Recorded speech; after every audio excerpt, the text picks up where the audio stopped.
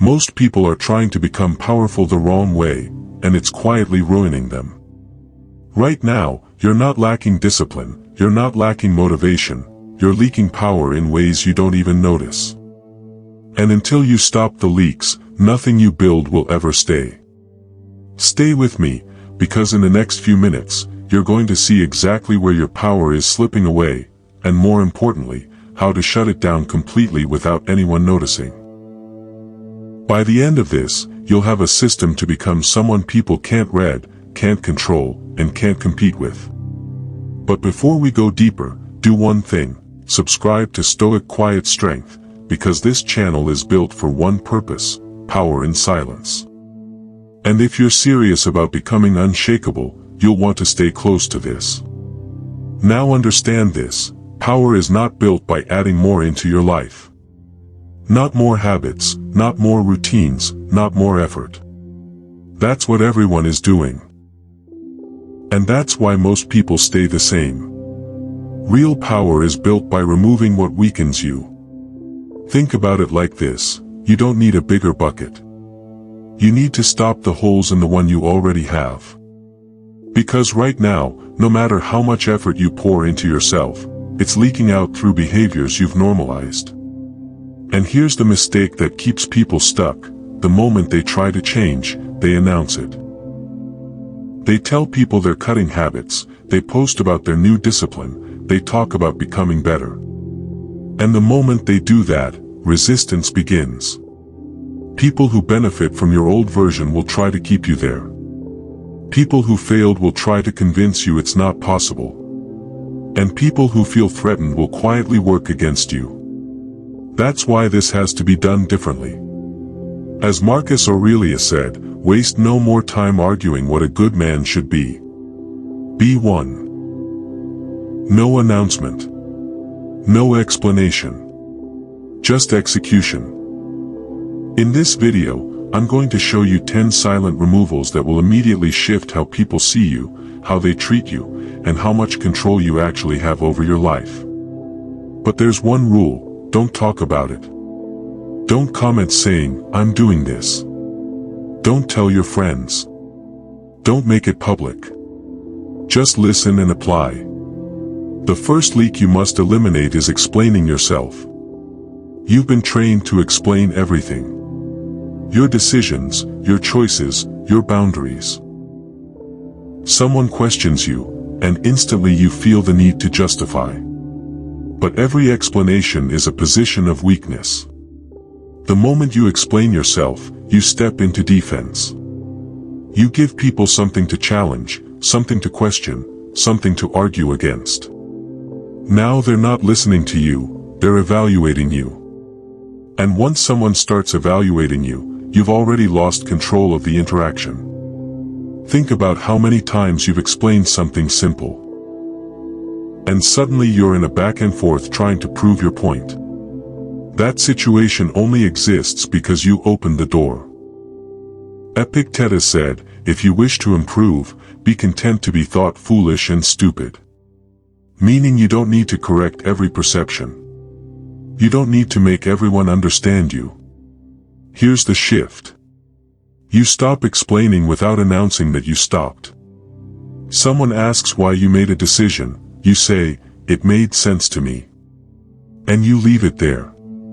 No long justification. No convincing. No over-talking. At first, people will push. They'll try to pull more out of you. That's because they're used to having access to your reasoning. But when they consistently get nothing, they stop asking. And suddenly, you become harder to challenge. Not because you argued better, but because you stopped giving them something to argue with. The moment you announce, "I don't explain myself anymore," you create a challenge.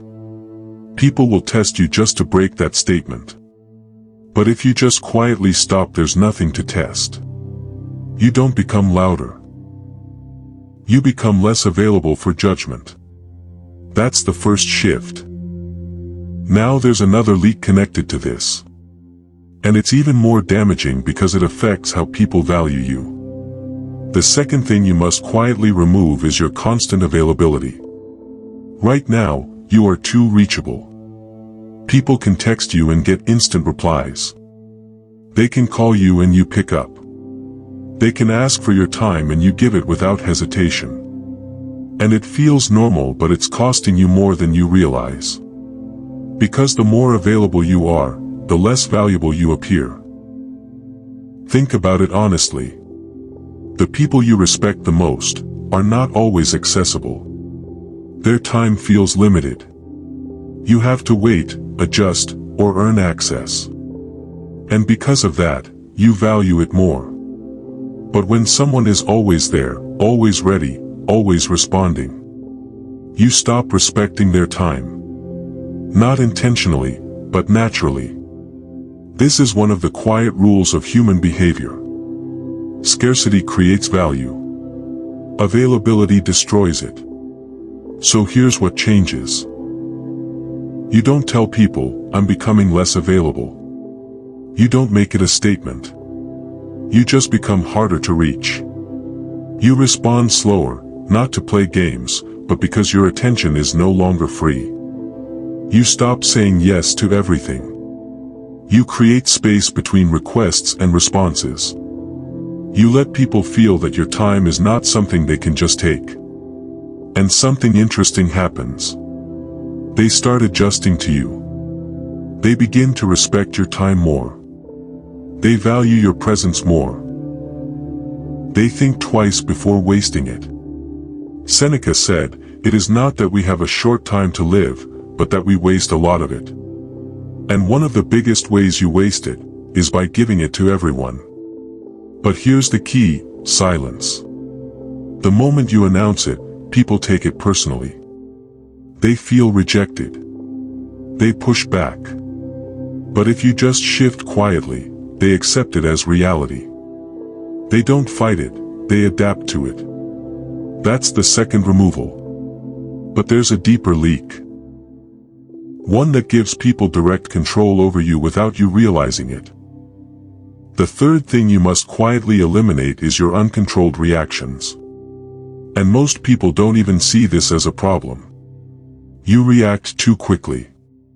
Someone says something and your face changes.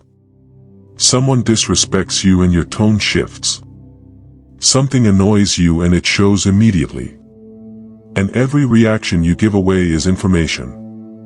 You're showing people exactly what affects you, what triggers you, what they can use to control you.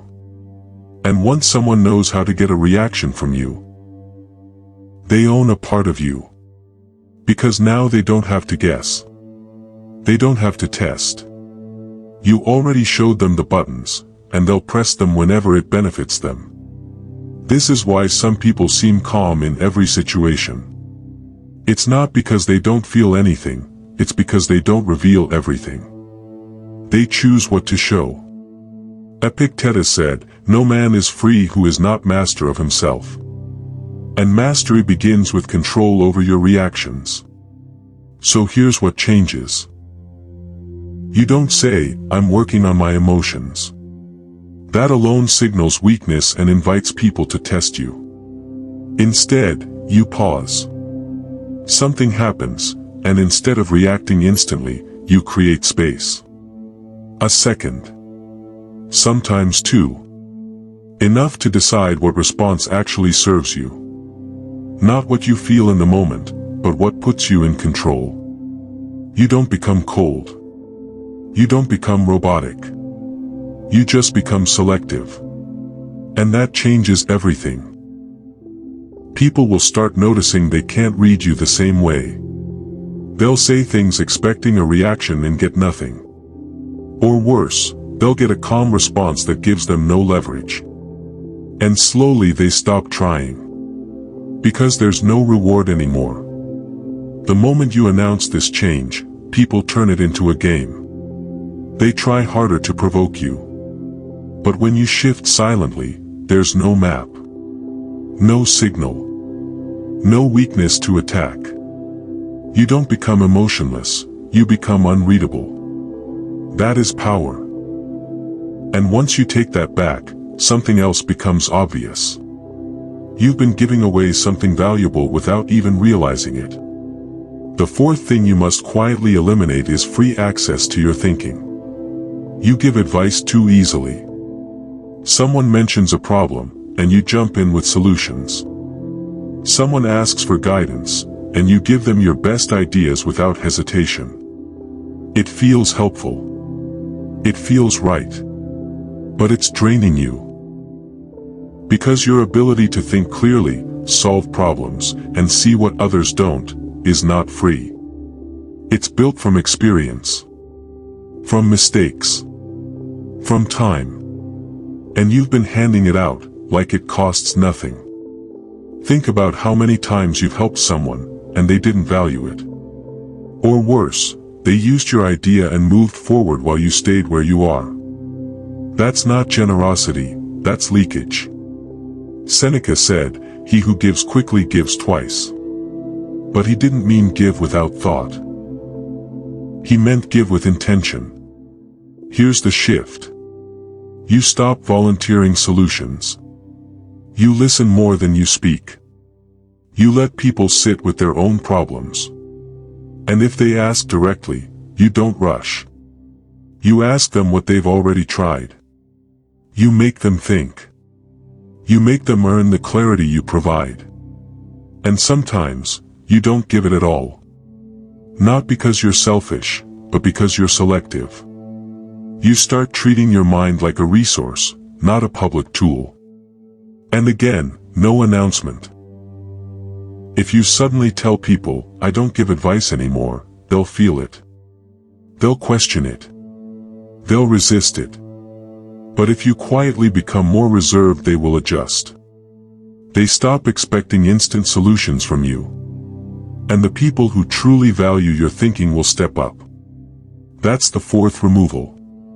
Now there's another leak that feels harmless, but it's quietly holding you back more than anything else. The fifth thing you must quietly eliminate is the relationships that keep you comfortable, but not growing. These are the people you've known for years.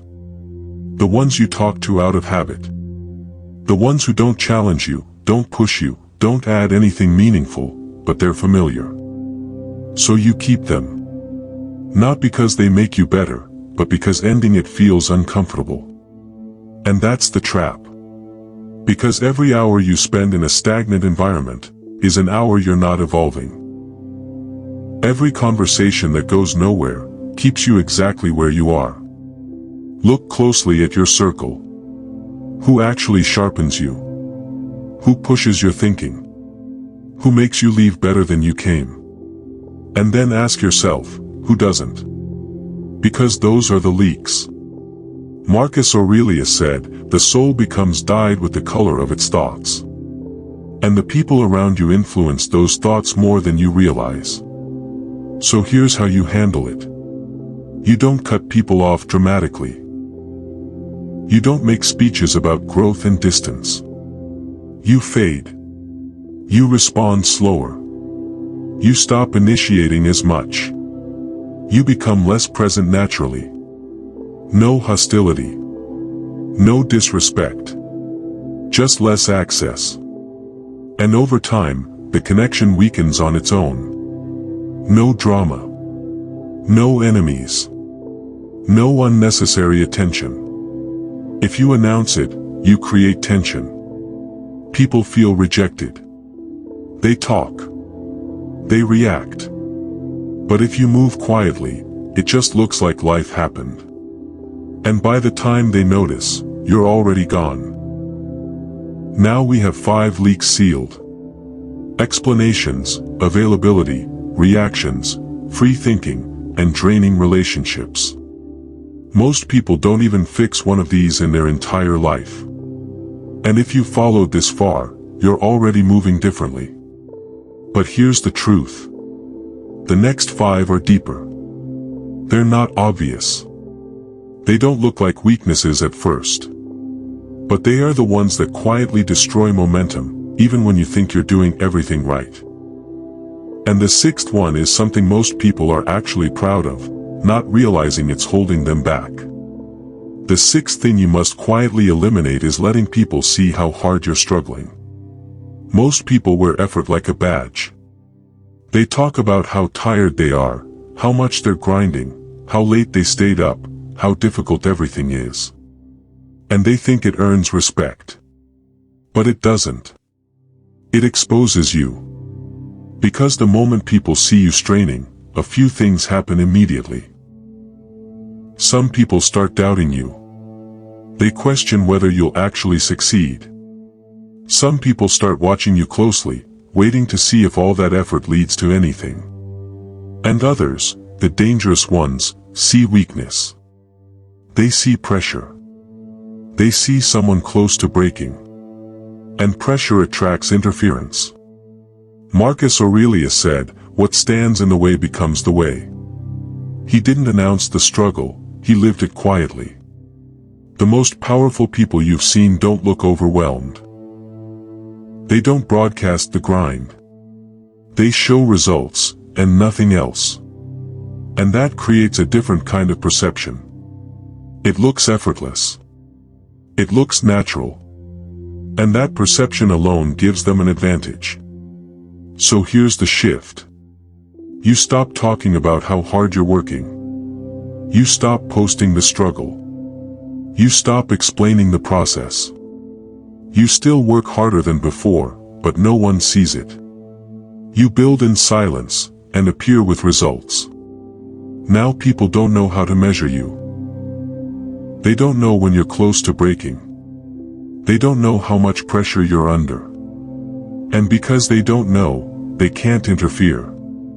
If you announce your grind, you invite judgment. But if you hide it, you create mystery. And mystery is power. That's the sixth removal.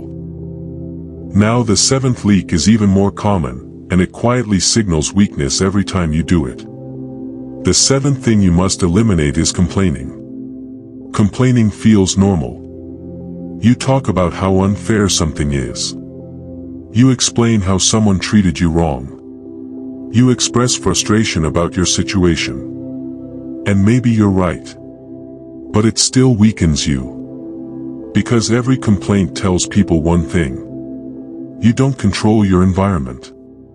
You're reacting to it. And once people see you as someone who reacts, instead of someone who decides, they treat you differently. They respect you less. They take you less seriously. They stop seeing you as someone who leads. Epictetus said, "Don't explain your philosophy. Embody it." And complaining is the opposite of that. It explains your dissatisfaction, instead of changing it. So here's the shift. You stop verbalizing problems, and you start resolving them. If something is wrong, you fix it. If it can't be fixed, you remove yourself from it. But you don't sit in it, talking about it. Because talking about it does nothing, except expose your position. And something else happens when you stop complaining. People can't categorize you anymore. You don't sound negative. You don't sound weak. You don't sound stuck. You sound in control. Even if things aren't perfect, your silence creates that perception. And perception shapes reality. If you announce, "I'm done complaining," people will test you. They'll bring up situations just to see if you react. But if you quietly stop, there's nothing to test. You just become someone who handles things without noise.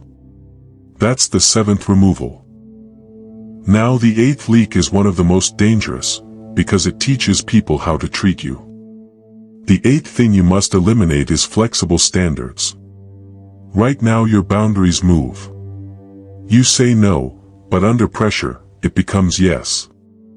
You set limits, but when someone pushes, you adjust them. And people notice. Maybe not consciously, but they learn it.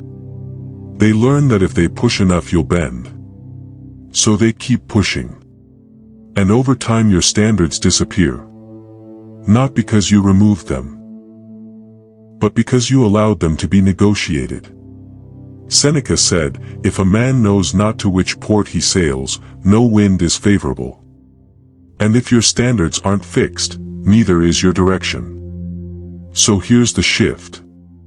You stop explaining your boundaries, and you start holding them. Someone pushes, you don't argue. You don't justify. You don't debate. You just don't move. And that's uncomfortable at first. Because people are used to negotiating with you. They'll push harder. They'll test you again. But when they keep hitting the same response, no movement, no reaction, no explanation, they stop. Not because you convinced them, but because they learned. Boundaries are not built through explanation, they're built through consistency. And consistency doesn't need to speak. If you announce, "My standards are firm now," you invite challenge. But if you just become firm, silently, there's nothing to challenge. There's just a wall. And people don't argue with walls, they adjust to them. That's the 8th removal. Now the 9th leak is one that destroys your advantage before you even realize you had one. And most people do this daily, thinking it's harmless. The 9th thing you must quietly eliminate is talking too much about your life. Your plans, your ideas, your next move, your struggles, your goals. You share them in conversations. You drop them casually. You explain what you're about to do before you even do it. And it feels normal, because everyone does it. But every time you speak too soon, you lose your advantage. Because information is leverage. The moment people know what you're planning, they can predict you. They can question you. They can interfere directly or indirectly. Sometimes they discourage you. Sometimes they copy you. Sometimes they talk about it with others and suddenly, what was yours is no longer yours. And other times, they simply watch, waiting to see if you fail. Seneca said, "We suffer more often in imagination than in reality." And one of the ways we suffer is by exposing our ideas to people who were never meant to carry them. So here's the shift. You stop giving people access to your internal world. You don't become secretive in an obvious way, you become uninteresting. Someone asks what you're working on. Just the usual. Someone asks about your plans. Still figuring things out. You respond without revealing anything meaningful. You give surface and protect depth. And that's the key. Because if you suddenly become guarded, people get curious. They push harder. They try to extract information. But if you become neutral, there's nothing to chase. You blend in while you build. And that gives you something most people don't have. The element of surprise. Now people don't see your moves coming. They don't know your strategy. They don't know your next step. And by the time they notice, it's already done. That's the 9th removal. Now the 10th one is the root of everything. This is the reason all the other leaks exist. If you don't eliminate this, the others will keep coming back, no matter how hard you try. The 10th thing you must quietly eliminate is your need for approval. This is the one that controls everything. Because when you need approval, you explain yourself, so people understand you. You stay available, so people don't feel ignored. You react emotionally, so people validate how you feel. You give advice, so people see you as valuable. You keep draining relationships, so you don't feel alone. You show effort, so people recognize your work. You complain, so people sympathize with you. You bend your standards, so people don't reject you. You share your plans, so people feel included. Every leak connects back to this. The need to be accepted. Marcus Aurelius said, "Look within. Within is the fountain of good, and it will ever bubble up, if you will ever dig." Meaning, everything you're seeking from others, already exists inside you. But you've been trained to look outward. To check how people see you, before deciding how you see yourself. And that creates dependency. So here's the shift. You start validating yourself. You make a decision, and instead of asking, "What will they think?" you ask, "Does this align with who I'm becoming?" If the answer is yes, that's enough. You do something, and instead of waiting for recognition, you assess it yourself. Was it solid? Did it move you forward? That's your approval. And slowly something changes. You stop chasing reactions. You stop needing reassurance. You stop adjusting yourself to fit expectations. You become stable. And when that happens, all the other leaks begin to close automatically. Because they were never the real problem. They were symptoms. Remove the need for approval, and you remove the reason to leak. That's the 10th removal. Now you see it. Not just one weakness, but a pattern. 10 silent leaks that have been draining you this entire time. Explanations, availability, reactions, giving away your thinking, holding on to people who keep you small, showing your struggle, complaining, bending your standards, exposing your plans, and needing approval. But knowing them is not enough. Because most people will hear this, feel motivated for a moment, and then go back to the same patterns. Not because they're weak, but because they talk about change, instead of becoming it. Because they'll do the one thing that destroys the entire process. They'll talk. They'll say, "This is so true." They'll send it to friends. They'll comment, "I'm starting today." And in that moment they've already lost. Because the second you announce change, you create resistance. People start watching you differently. They test you. They remind you of who you used to be. And now instead of just changing, you're defending the change. That's why this only works one way. Silently. No announcement. No performance. No explanation. Just execution. Epictetus said, "First say to yourself what you would be, and then do what you have to do." Not say it to others. Not prove it. Just become it. So here's what you do. Starting tomorrow, you don't try to fix everything at once. You pick one. Just one leak. Maybe it's how you explain yourself too much, so tomorrow, you say less. Maybe it's your availability. So you take your time before responding. Maybe it's your reactions, so you pause instead of reacting instantly. One change. Done quietly. No one needs to know. Then the next day you reinforce it. And when it becomes natural, you move to the next. One by one, you close the leaks. And something starts to happen. Your energy stays with you longer. Your time feels more controlled. Your presence feels different. People start reacting to you differently. They don't know why. They just feel it. You're harder to read. Harder to access. Harder to influence. And that creates a shift. Respect.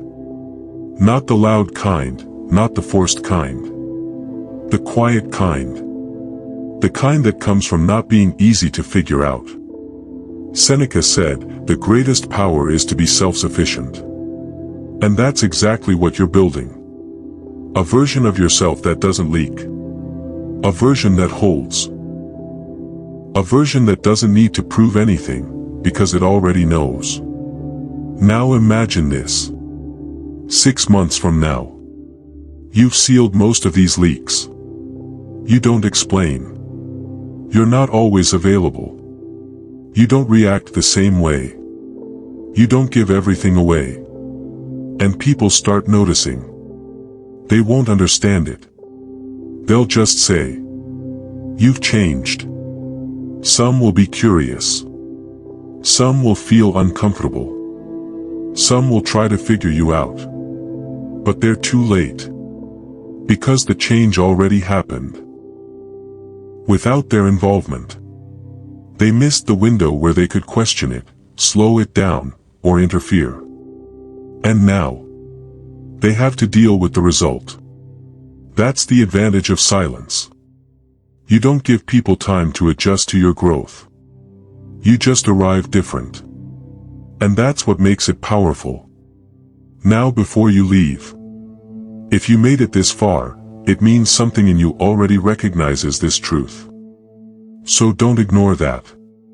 Don't just watch this and move on. Act on it quietly. And if you're serious about becoming this version of yourself, subscribe to Stoic Quiet Strength. Because everything here is built for one thing.